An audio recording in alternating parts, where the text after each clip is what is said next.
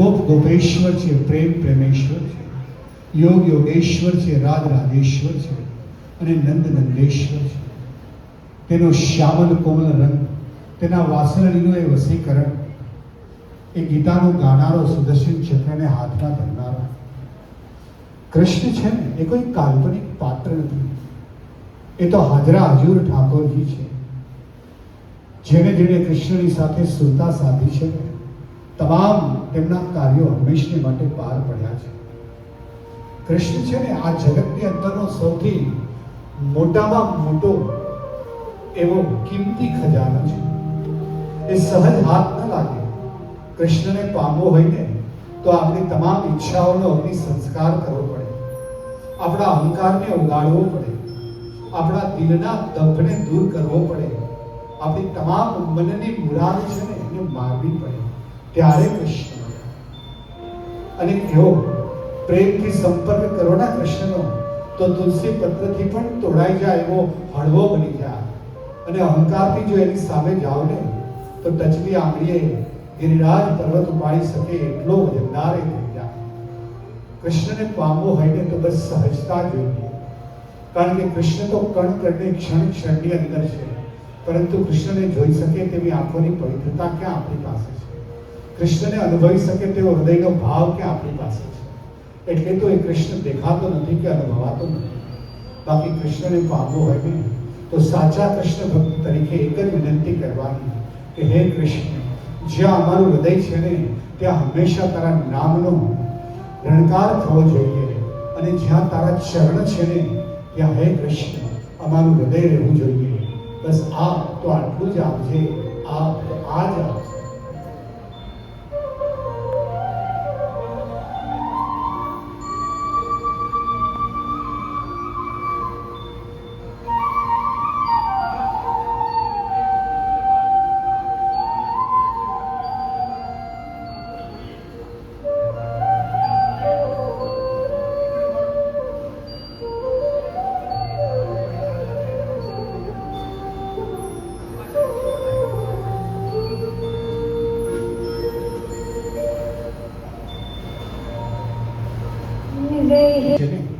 ત્યાં સુધી સુખ અને દુઃખ એ તો આવતા જતા રહેવાના છે. સુખ આવશે એ પણ ચાલ્યું જશે, દુઃખ આવશે એ પણ ચાલ્યું જશે. તો આ સુખ દુઃખની સંતા કુકડીમાં આપણે સમજવાનું શું છે?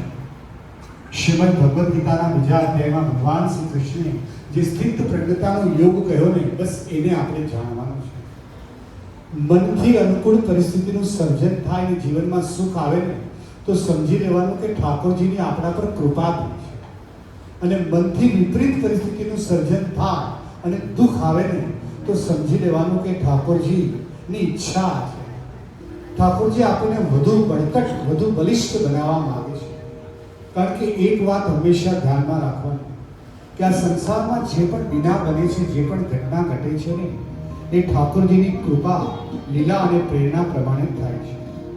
એક વાત હંમેશા આપણા હૃદયની અંદર લખીને રાખવી, કોતરીને લખીને રાખવી કે ઠાકોરજીની અનુમતિ વગર આ સંસારમાં કંઈ બનતું નથી, કંઈ બગડતું નથી કે કંઈ બદલતું નથી.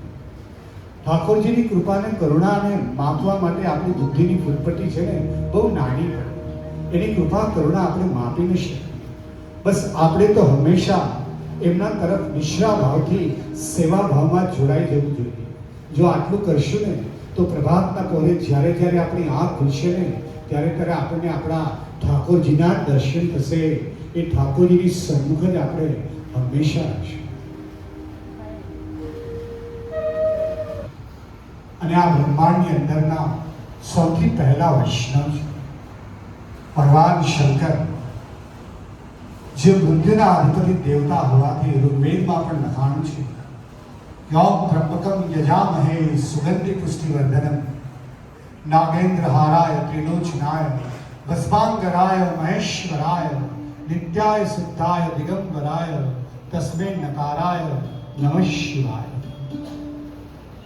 ભગવાન શિવ જેમની ચપટી ભરી ભભૂતની અંદર કુબેરનો ખજાનો સમાયેલો છે, છતાં પણ જે હંમેશા નિર્લેપ દશામાં રહે છે, પરમ અવધૂત છે, અજન્મા છે, અનિકેત છે, કાલાતીત છે, શાશ્વત છે, પુરાતન છે, હરગટવાસી અને અવિનાશી છે, અને એટલા જ ભોળા છે. એક પુષ્પમ એક બિલ્વમ એક લોટા જલ की धार, दयालु रीछ के देत है चंद्रमौली फल चार. केवल एक लोटा जल सारी समस्या का हल. આ ભગવાન શિવનું વરદાન છે.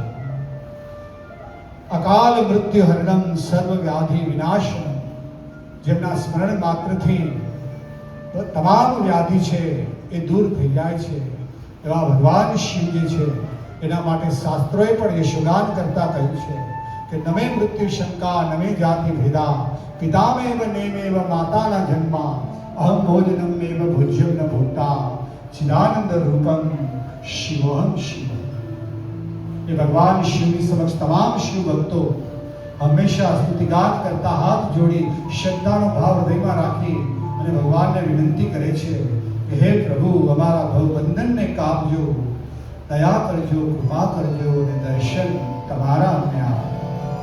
આજે ભક્તિ ગીત આપણે અહીંયા લેવાના છીએ એ સદગત પિતાતુલ્ય શ્રી ધીરજલાલભાઈને અત્યંત પ્રિય, હંમેશા હળવાશની પળોમાં તે આ ભજનની નિશ્રામાં હંમેશા એ ગાયને પરમ શાંતિને પ્રાપ્ત ભીતરથી કરતા.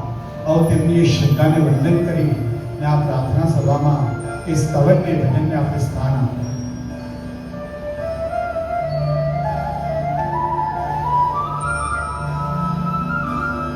સ્વરૂપ જેને કહેવાય છે એવા શ્રીમદ ભાગવતની અંદર ઈશ્વરની પ્રાપ્તિના 3 માર્ગો બતાવ્યા છે: કર્મ માર્ગ, જ્ઞાન માર્ગ અને ભક્તિ માર્ગ.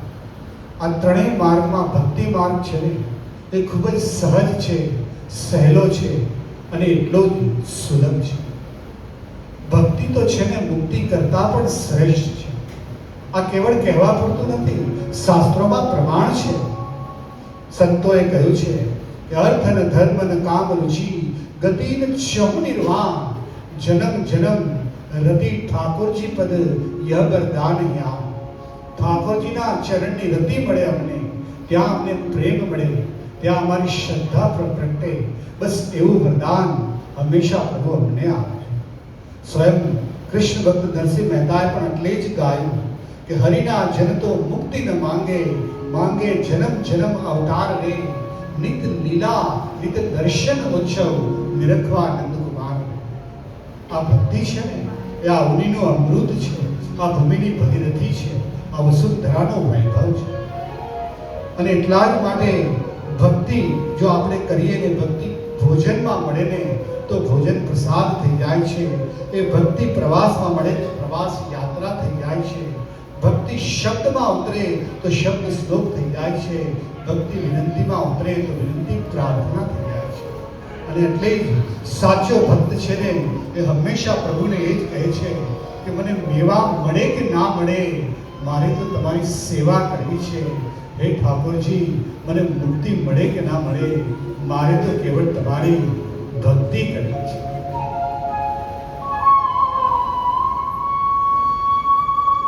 નદીમાં પરંતુ આપણી પુષ્ટિ પરંપરાની અંદર યમુના એ તો મહારાણી છે, ભક્તિની મહારાણી છે.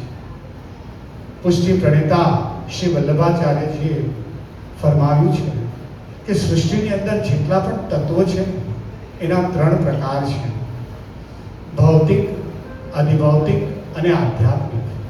ભૌતિક સ્વરૂપે યમુના એક નદી ભલે હોય, પરંતુ અધિભૌતિક સ્વરૂપે એ પટરાણી છે, ભગવાન શ્રી કૃષ્ણની પટરાણી છે. અને આધ્યાત્મિક સ્વરૂપે એ ભક્તિની મહારાણી છે. સકલ સિદ્ધિના દાતા છે યમુના મહારાણી. ભગવાન કૃષ્ણ પ્રત્યેની ભગવત ભાવની પ્રીતિ અને રીતિને વધારનારું આ એક બળ છે. કૃષ્ણ કૃપાની પ્રાપ્તિના માર્ગમાં, ઠાકોરજીની સેવાના માર્ગમાં જે પણ વિઘ્નો આવતા હોય, જે પણ અવરોધો આવતા હોય, પ્રતિકૂળતા આવતી હોય, અગવડ આવતી હોય ને એ તમામને દૂર કરનાર આ શક્તિ છે. શ્રી યમુના મહારાણીની સેવાથી યમ યાત્રાનું દુઃખ પણ આવતું નથી. અને યમુના મહારાણી છે ને એ હંમેશા કૃષ્ણ પ્રેમ તરફ આપણને આગળ લઈ જાય છે.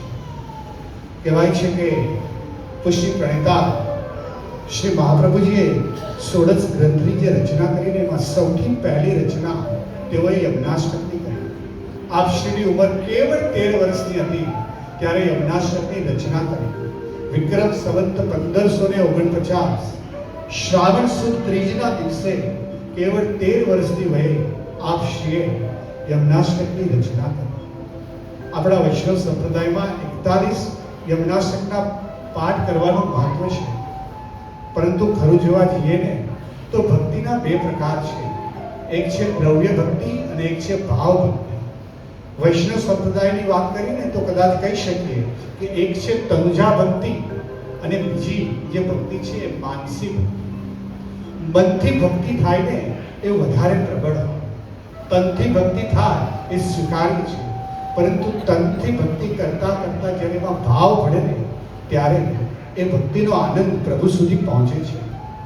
કહેવાય છે કે 41 યમનાષ્ટકના પાઠ કદાચ આપણે ન કરીએ તો ખૂબ જ સરસ છે, પણ ન કરીએ, કેવળ એક પાઠ કરીએ ને પરંતુ ભાવથી કરીએ ને તો ખરેખર આપણો આત્મા તરી જાય.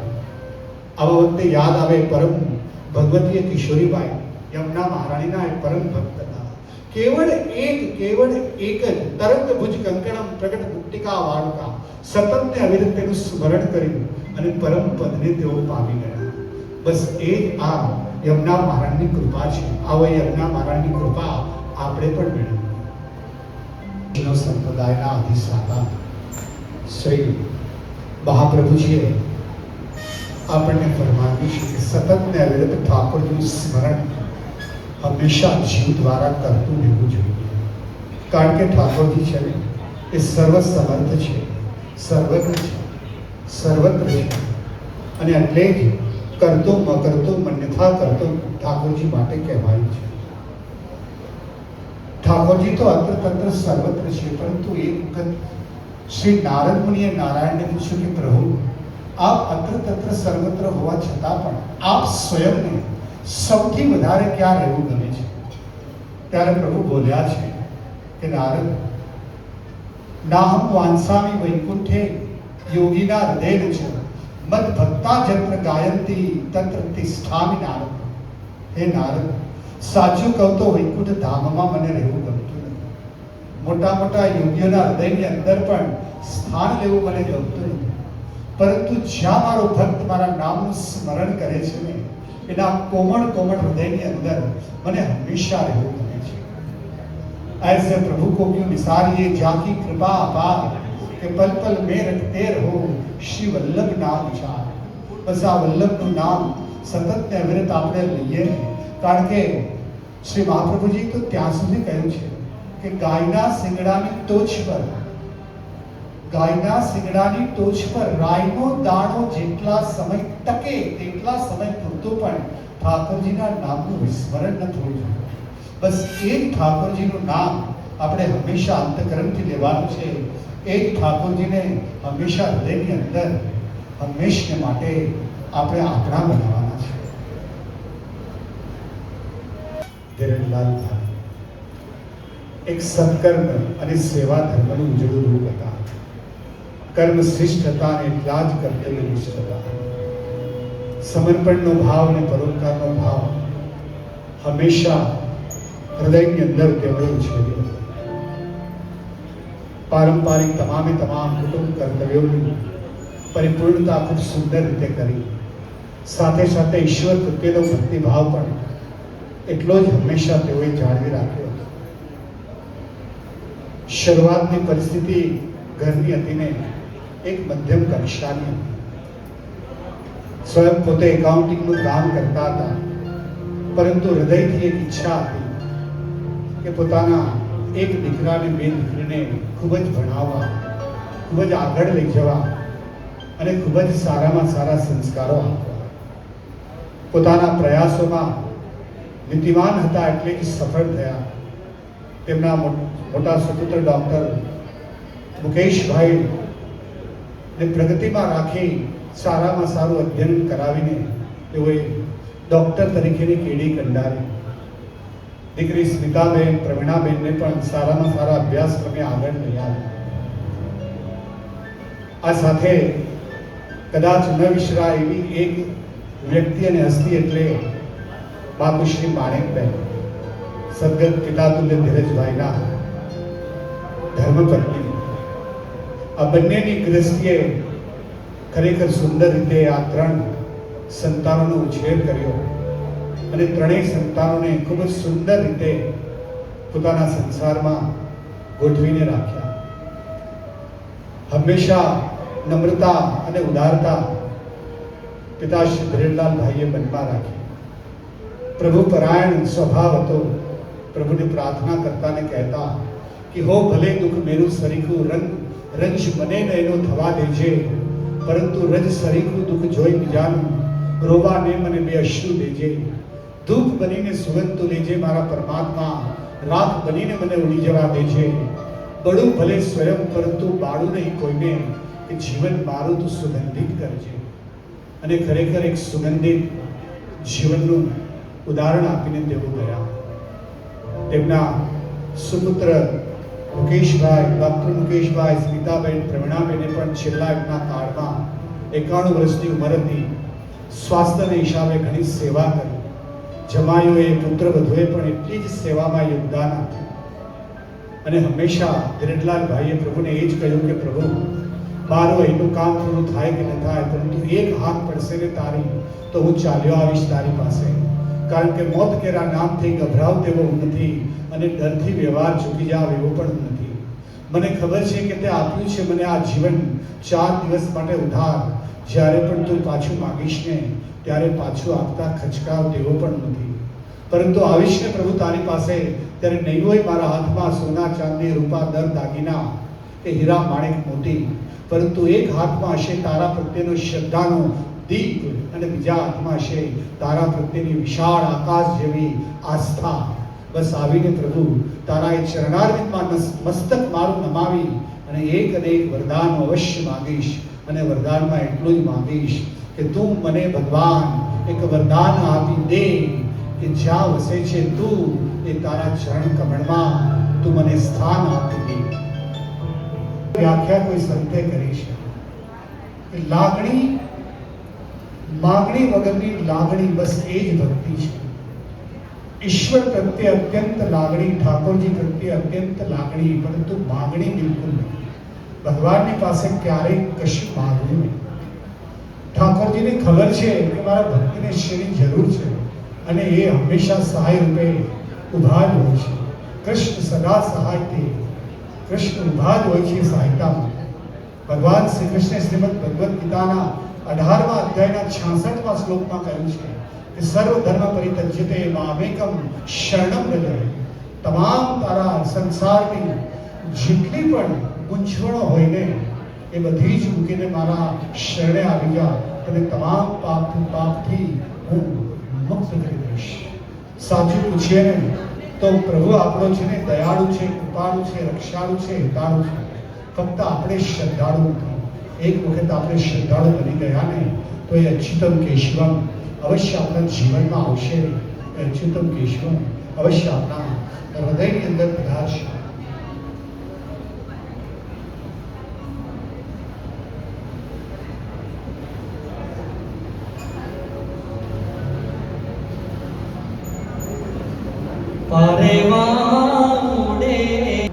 સદગત પિતા શ્રી ધીરેનલાલભાઈ એક ઘડિયલ વ્યક્તિત્વ હતા. એક ગુણ તેઓનો કે તેઓ સ્વરના સાધક અને સંગીતના ઉપાસક હતા. એક અચ્છા ગાયક હતા. નવરાત્રિના સમયમાં પણ તેઓ માતાજીના ગરબા સુંદર રીતે ગાઈ શકતા અને ગાતા પણ. સંગીત પ્રત્યેની તેમની રુચિ ઘણી જ ઊંચી હતી. જરા નામ લેને આ નામની એક સીડી પણ તેઓની બહાર પડી હતી, જેમાં લગભગ 10 જેટલા સુંદર ઈશ્વરના કૃષ્ણના ભક્તો ને ગમે એવા સ્તમનો અને ભજનો હતા. આવો એમાંથી એક બેનો આપણે રસ માણીએ. અહીં થોડી વ્યવસ્થા કરી છે. આપણે એમના જ અવાજની અંદર આ સુંદર મજાના ભક્તિ ગીતો છે એ ભક્તિ ગીતો આપણા કર્ણપટલથી આપણા અંતઃકરણમાં લાવી અને આપણી સમૃદ્ધિને, ભક્તિની સમૃદ્ધિને વધારે.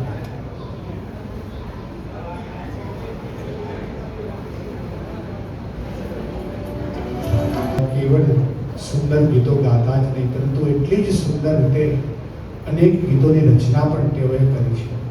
આ પ્રસ્તુત સીડીની અંદર પણ તેમની અનેક રચનાઓ, સ્વયં પોતે લખેલી રચનાઓને સ્થાન મળ્યું છે. આજે આવા સુચારુ સુસંસ્કારી પિતા જ્યારે પોતાના ગૃહ, પોતાના સંસારને હંમેશને માટે પ્રણામ કરીને ઈશ્વરના દિવ્ય સ્વરૂપમાં જ્યારે એકરૂપ થઈ ગયા છે, ત્યારે એ પિતાના જીવનની જીવન કવનને, તેમના સંસ્કારોને ખરેખર વંદન છે. કહેવાય છે કે માતા વિશે ઘણું લખાણું છે, ઘણું બોલાણું છે, ઘણું કહેવાનું છે. કદાચ એટલું પિતા વિશે બોલાણું નથી, લખાણું નથી કે કહેવાનું નથી, પરંતુ એથી પિતાની ભૂમિકા છે ને એમાં કોઈ પણ પ્રકારનો ફરક પડતો નથી. માતા જો ઘરની શ્રદ્ધા છે ને તો પિતા ઘરનો વિશ્વાસ હોય છે. માતા જો ઘરની લક્ષ્મી હોય ને તો પિતા ઘરના આશ્રયદાતા હોય છે. માતા જો ભક્તિ પ્રધાન હોય ને તો પિતા શક્તિ પ્રધાન હોય છે. સંસ્કારનું ઘડતર કરે છે માતા, પરંતુ વ્યવહારનું જ્ઞાન આપે છે આપણને પિતા. જન્મદાયિની હોય છે માતા, તો આપણા ભાગ્યના ભરનાર હોય છે આપણા પિતા. માતા જો ઘરનું ગૌરવ હોય ને તો પિતા સ્વયં ઘરનું અસ્તિત્વ હોય છે. માતાની પાસે અશ્રુની ધારા હોય ને તો પિતાની પાસે સંયમનું બળ હોય છે. તમે જોજો, માતા હંમેશા છે ને શ્રદ્ધા તરફ અને શુદ્ધિ તરફ ઝૂકતી હોય છે, જ્યારે પિતા છે ને એ હંમેશા બુદ્ધિ તરફ ઝૂકતા હોય છે. અને આ બંનેનો સંગમ જ આપણા જીવનને હંમેશા નિખાર આપે છે.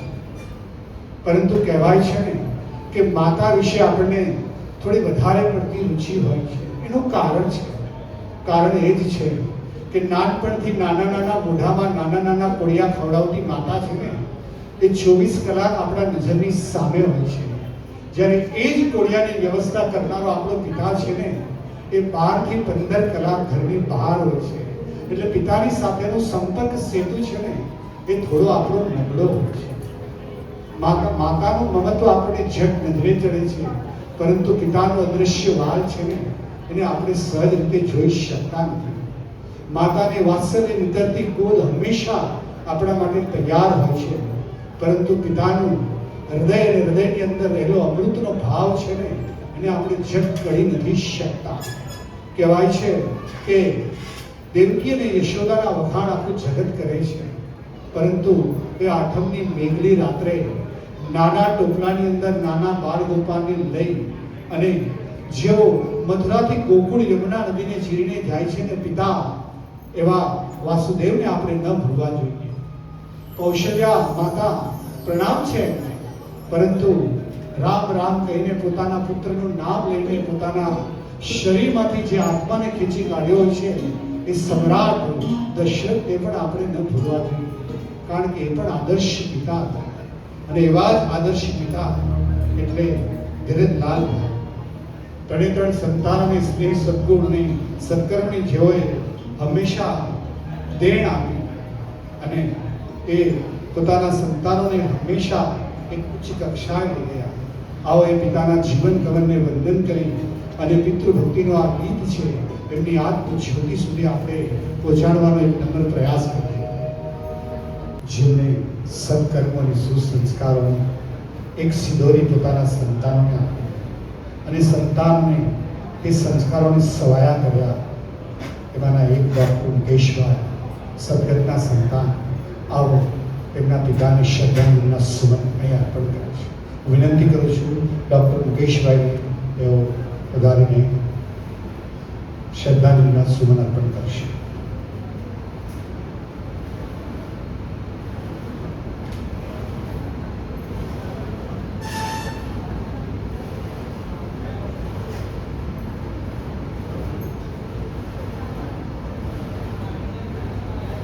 જય શ્રી કૃષ્ણ.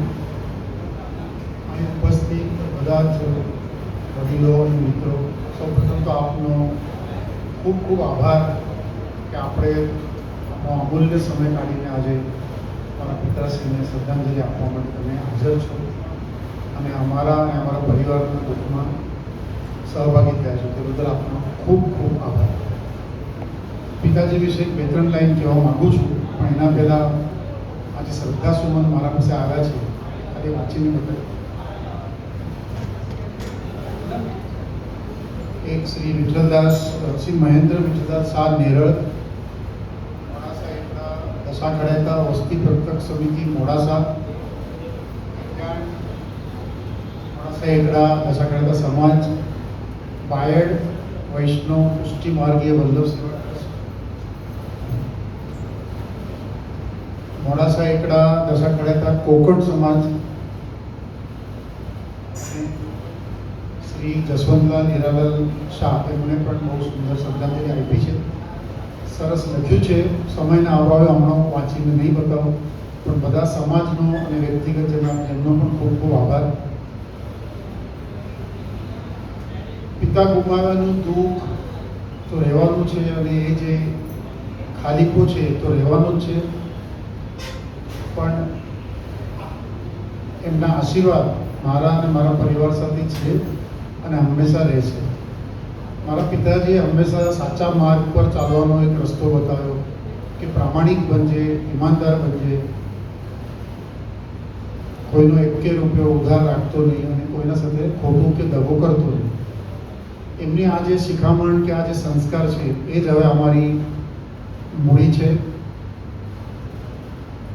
એમના પાસેથી એક તો એ જે બધા વડીલો હાજર છે એમાંના ઘણા સાક્ષી છે કે પપ્પાએ કેટલી સખત મહેનત કરીને ચાળીની એક સિંગલ રૂમમાં મને અને મારા પછી બે નાની બહેનો સ્મિતાબેન અને પરિણાબેન એમને મોટા કર્યા, લાડ પ્યારથી ઉછેર્યા, ભણાવ્યા, ગણાવ્યા, અને ક્યારે અમને ગરીબીનો અહેસાસ થવા દીધો નહીં. ફેમિલીને પકડી રાખ્યું. અહીં જે થોડા યુવાનો બી હોય તો એમને થોડું કંઈક શીખવા મળે ને આપણને બધાને શીખવા મળે એવું મેં જે એમનામાં જોયું, બે વસ્તુ જોઈ. એક તો પૈસાની અછત કે પૈસા બચાવવા માટે મેં જોયું તો એમણે ક્યારે રિક્ષા નથી કરી. એ હંમેશા ચાલતા જ હોય. બધા જેને જોયા છે એમના સાથે એમને ખબર છે. તો મેં બી એટલે જાણતા અજાણતામાં એ ચાલ્યા. એમાં મેં જોયું કે 50, 60 થી 90 વર્ષની ઉંમરમાં એમનું હેલ્થ બહુ સરસ હતું. એટલે ખાવાનું પીવાનું, મંદિરે જવાનું, ભલે વ્હીલચેર પર જતા, ભજનો ગાતા, કૃષ્ણ સિરિયલ જોતા. તો આપણે એક શીખી શકીએ કે આપણે બધા બી હવે ચાલવું જોઈએ, કારણ કે આપણે બધા બેઠાળું જીવન જીવે છે. તો એ એક શીખવા જેવું છે. અને બીજું એ થોડા ભોળા ભગત હતા. રસ્તામાં મળે એટલે ઓમ શાંતિ અને આત્મા પરમાત્માનો પરિચય એ એમની ટેવ હતી. એટલે વ્યવહારિક રીતે ભલે એકદમ કુશળ કે પાકા ન હોય અને એમની આ ભોળા સ્વભાવનો અમુક લોકોએ ફાયદો બી ઉઠાવ્યો. પણ આપણે જે કહે છે ને ભોળા તો ભગવાન, તો કદાચ એક બે વાતો કહું જઈ કોઈ જોવાના બેઠા તો એમને લાગશે કે આ કોઈ કાલ્પનિક કથા છે. પણ 12મામાં મને MBBSમાં એડમિશન મળ્યું હતું. એ ટાઈમ પર ટેલિગ્રામ આવતો હતો. ટેલિગ્રામ આવ્યો કે 250 રૂપીસ તમે આ 1 વીકમાં જેના આ ઓફિસમાં આવીને ભરો. તો પપ્પા પાસે 250 રૂપિયા હતા નહીં, પણ એ ચાહત તો મને રોકી શકત અને જોબ પર લગાડી દે. પણ એ બધા પાસે ઇન્ક્વાયરી કરતા ગયા, માગતા ગયા. પછી કલ્યાણ વેપારી એસોસિએશન, રોટરી ક્લબ ઓફ કલ્યાણ, બધા 500 રૂપિયાને 2 ચેક આવ્યા અને મેં એવી ફી ભરી. આગળ મેસનું બિલ ત્યારે 4 રૂપિયા રોજનું આવતું હતું, એટલે 98 કે 96 રૂપીસ. તો એ બી હમણાંથી ડૉક્ટર સૂચક આવીને કે એમના ભાઈ છે એ કે હું મારો માણસ દર મહિને મોકલીશ અને 96 રૂપિયા ભરશે, તમારા કોઈના હાથમાં નહીં આપું. તો એ સિલસિલો બી 4 વર્ષ ચાલે. તો કહેવાનો મતલબ મારી બેન છે સ્મિતાબેન, એને ભણતા ભણતા સંગીતનો શોખ, તો બી 20 રૂપિયાની ફી ભરીને એને ગાંધી ચોકમાં સંગીત. તો છેલ્લે એમનું બધું સર આજે અમે ત્રણે સુખી છે, એમના જ આશીર્વાદ છે. તો એમાંથી બી આપણે શીખવા જેવું એ જ છે કે આપણે કર્મ સારા રાખીએ તો એનું ફળ સારું જ મળે છે. તો અંતમાં એટલું જ કહેવા માંગીશ,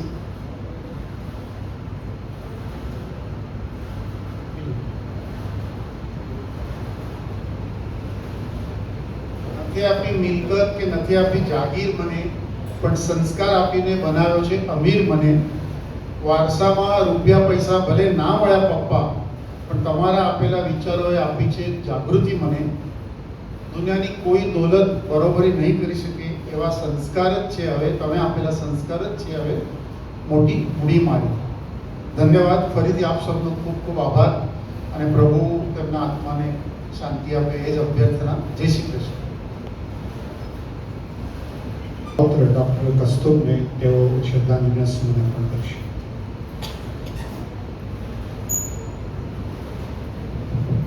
હેલો, જય શ્રી કૃષ્ણ. આજે આપણે બધા મારા દાદાજી વિરજદાસ મોહનલાલ શાહ શ્રદ્ધાંજલિ માટે આવ્યા છે. બધાને આભાર. તો દાદાજીનું જીવન જેટલું મેં જોયું છે અને પેરેન્ટ્સથી સાંભળ્યું છે, તો સતત મહેનત કરવાની, ગરીબી હોય, કંઈ પણ પરિસ્થિતિ હોય તો પરિવાર માટેનું જે પ્રેમ છે, સતત મહેનત કરવાની અને સાચા રીતે જીવન જીવવાનું, તો એ વેલ્યુઝ અમારે લાઈફ ટાઈમથી યાદ રહેશે. અને ગરીબી હોય, કંઈ પણ પરિસ્થિતિ હોય, ક્યારે અમને હાર નથી માની.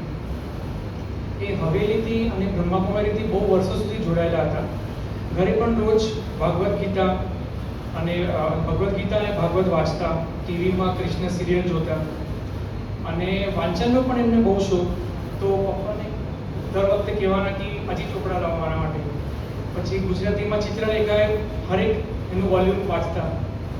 પછી એમને ટીવીમાં કૃષ્ણના સિરિયલ જોવાનો શોખ, ગાવાનો શોખ, જે રીતે આપણે સાંભળ્યું.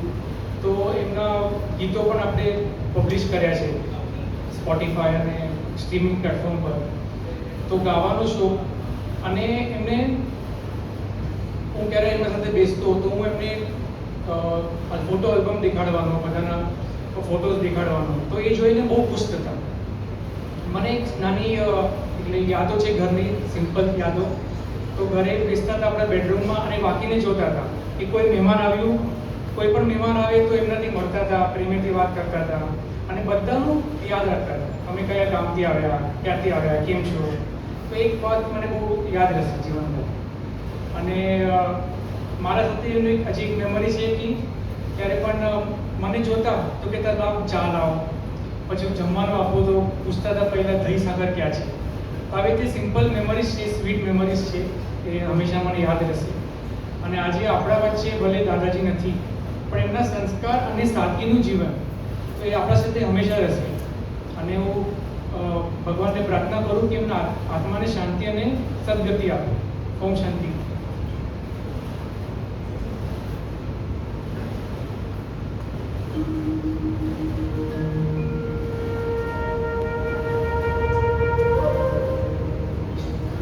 પરિવારનું છત્ર હોય છે, સમગ્ર કુટુંબની એ ઢાલ હોય છે, સંતાનની સમક્ષ એક સુરક્ષા કવચ હોય છે. પિતા એવી વ્યક્તિ હોય છે જે પોતાની ભૂમિકા, પોતાની ફરજ અને પોતાનું કર્તવ્ય ક્યારેય ભૂલતા નથી. પિતાની ગરિમા અને પિતાનું ગૌરવ છે ને આપણે શબ્દોમાં ક્યારેય ઉતારી જ ન શકીએ. પરંતુ કવિ ઓમ વ્યાસજી એક સુંદર કાવ્યની રચના કરી, જેમાં પિતાના ગૌરવ અને ગરિમાને શબ્દબદ્ધ કરીને તેમાં ભાવ ઉમેર્યા અને લખ્યું કે કોણ હોતા હૈ પિતા, કૈસા હોતા હૈ પિતા. कवि लखे कि पिता जीवन है, संबल है, शक्ति है. पिता सृष्टि के निर्माण की अभिव्यक्ति है. पिता उंगली पकड़े हुए बच्चों का सहारा है. पिता कभी तीखा, कभी मीठा तो कभी खारा. पिता पालन है, पोषण है, परिवार का अनुशासन है. पिता ठोस से चलने वाले प्रेम का प्रशासन है. पिता रोटी है, कपड़ा है, मकान है. पिता छोटे से परिंदे का बहुत बड़ा आसमान है. पिता अप्रदर्शित ऐसा अनंत प्यार है. पिता है तो बच्चों को इंतजार है. पिता से ही बच्चों के ढेर सारे सपने हैं. है पिता तो बाजार के खिलौने सभी अपने हैं. पिता से ही परिवार में हर पल अनुराग है. पिता से ही माँ की बिंदी और माँ का सुहाग है. इसलिए करना है तो एक काम तुम करना, पिता से बढ़कर अपना नाम तुम करना. पिता का कभी अपमान नहीं, पिता का सदैव सम्मान तुम करना. અને આવા જ સન્માન લાયક પિતા ધીરજલાલ જેમનું નામ ડૉક્ટર મુકેશભાઈ, સ્મિતાબેન, પ્રવીણાબહેનના એ પિતા ડૉક્ટર સ્મિતાબેન, અલ્પેશભાઈ અને મનીષભાઈના એ પિતા સમાન સસરા જ્યારે 51 વર્ષ દીર્ઘ જીવનની યાત્રા પરિપૂર્ણ કરીને ઈશ્વરના ચરણે અને શરણે ગયા છે, ત્યારે આવો પુનઃ તેમની સ્મૃતિને આપણે હૃદયસ્થ કરીને એક પિતૃભક્તિનું ગીત છે એ તેમની આત્મજ્યોતિને ભાવ અને શ્રદ્ધાથી સમર્પિત કરીએ. પરંતુ તેમનો સ્નેહ, સદગુણ, સત્કર્મ અને સમર્પણ ભાવનો મંગલ દીપ છે એ શાહ પરિવારના ઘરના આંગણે હંમેશા નિત્ય નૂતન પ્રકાશ અને દિવ્ય આશીર્વાદ પાથરતો રહેશે. તેમના કુટુંબ પરિવારની નામાવલીમાં તેઓ સ્વર્ગીય માતુશ્રી પાર્વતીબેન મોહનલાલભાઈ શાહના સુપુત્ર, સ્વર્ગીય માણેકબેન ધીરલાલભાઈ શાહના તેઓ પતિ, સ્વર્ગીય શ્રી શંકરલાલભાઈ મોહનલાલભાઈ શાહ, સ્વર્ગીય સરિતાબેન સોમજીતભાઈ શાહ, સ્વર્ગીય ચંપાબેન ગોરધનદાસભાઈ શાહના તેઓ નાના ભાઈ, શ્રી કનુભાઈ મોહનદાસભાઈ શાહના તેઓ મોટા ભાઈ, ડૉક્ટર મુકેશભાઈ સ્મિતાબેન પ્રવીણાબેનના તેઓ પિતાશ્રી, ડૉક્ટર સ્મિતાબેન મુકેશભાઈ શાહ તેમજ શ્રી અલ્પેશ કુમાર શાહ અને શ્રી મનીષ કુમાર શાહના તેઓ સસરા, ડૉક્ટર કૌસ્તુભ તેમજ ડૉક્ટર નુપુરના તેઓ દાદા, ડૉક્ટર રવિનાના તેઓ દાદા સસરા, તેમજ હર્ષ, અપ્રિત અને ઉમંગના તેઓ નાના. જ્યારે આજ આપણી વચ્ચે રહ્યા નથી અને પરિવાર જ્યારે પ્રાર્થી રહ્યો છે, ત્યારે આવો આપણે બધા જ સાથે મળી પ્રભુને પ્રાર્થના કરીએ કે સદગતનો આત્મા જ્યાં પણ હોય એ પરમ શાંતિને પ્રાપ્ત થાય. સદગતના આત્માની પરમ શાંતિ વૃદ્ધ્યર્થે આવો આપણે શ્રીમદ ભગવદ્ ગીતાના 15મા અધ્યાય પુરુષોત્તમ યોગનો અહીંથી પઠન થાય છે. જેમને પણ આવતો હોય સાથે ગાજો.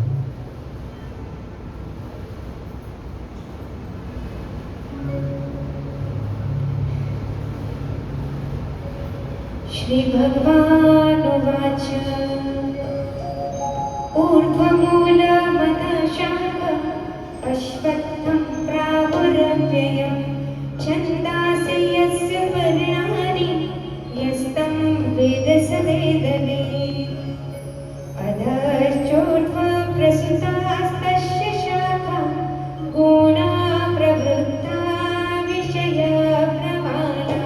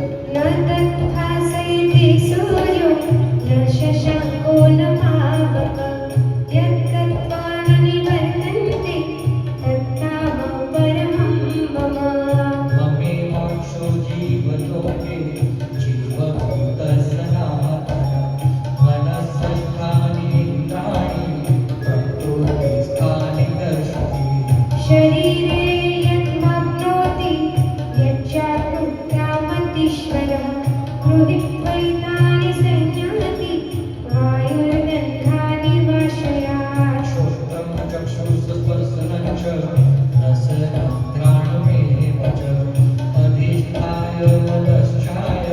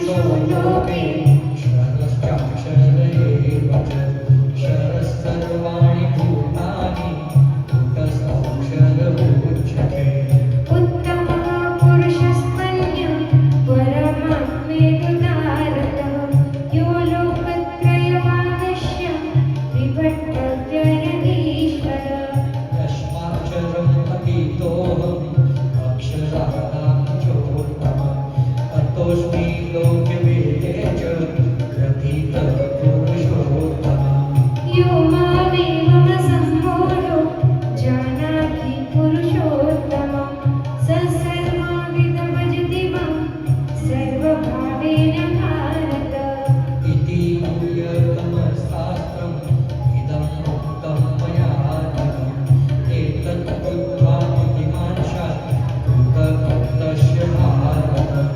कृतकृतस्य भारत कृतकृतस्य भारत ॐ तत्सदिति श्रीमद्भगवद्गीता सूपनिषत्सु ब्रह्मविद्यायां योगशास्त्रे श्रीकृष्णार्जुनसंवादे पुरुषोत्तमयोगो नाम पञ्चोदशाध्यायः हरये नमः हरये नमः हरये नमः અને આવો અંતે સદગતના આત્માની પરમ શાંતિ પ્રીત્યર્થે પરમના પંથે સિધાવી રહેલી તેમની આત્મજ્યોતિની પરમ શાંતિ પ્રીત્યર્થે આજની આ પ્રાર્થના સભા અને ભક્તિવંદના આપ સમક્ષ પ્રસ્તુત કરી ભરત રાઠોડ તમામ સાથી કલાકારો પ્રાર્થના સભાને આપણે પૂર્ણાવતિ કરીએ એ પૂર્વે આપ સૌને વિનંતી જ્યાં બેઠા છો ત્યાં બેસીને 1 મિનિટનું મૌન પરમાત્માના શ્રી ચરણોમાં આપણે વિધાન સમર્પિત કરીશું.